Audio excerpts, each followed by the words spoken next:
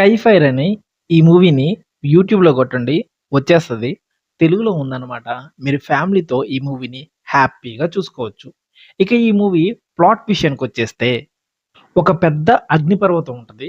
ఒక పెద్ద business man ఆ అగ్నిపర్వతం దగ్గరే ఒక టూరిస్ట్ ప్లేస్ కట్టి, టూరిస్ట్‌ని అట్రాక్ట్ చేయటానికి ఒక పెద్ద భవనం కడతాడు.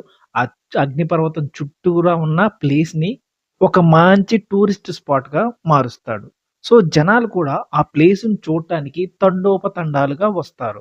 సో, అనుకోకుండా ఆ యొక్క అగ్నిపర్వతం అనేది బద్దలవుతుంది. ఆ తర్వాత ఆ జనాలు అక్కడి నుంచి ఎలా రెస్క్యూ అయ్యారు? ఎవరన్నా చనిపోయారా? ఆ అగ్నిపర్వతాన్ని ఎలా చల్లబరిచారు? అనేది మిగతా కథ.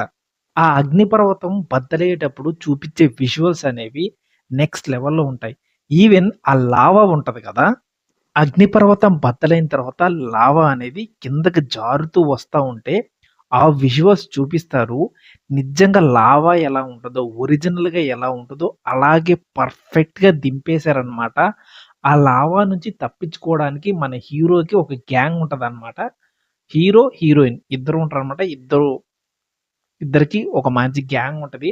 ఆ గ్యాంగు ఆ యొక్క లావా నుంచి తప్పించుకోవడానికి ఒక అడ్వెంచర్ చేస్తారనమాట. అది కూడా ఎక్సలెంట్‌గా ఉంటది. ఫాదర్ అండ్ డాటర్ ఎమోషన్ కూడా చాలా బావుంటుంది. ఈయనున్నాడు కదా! ఈయనే ముందు అగ్నిపర్వతం బద్దలవుతుంది. అందరూ ఇక్కడి నుంచి వెళ్ళిపోండి అని ముందలే వీళ్ళందరిని హెచ్చరిస్తాడు.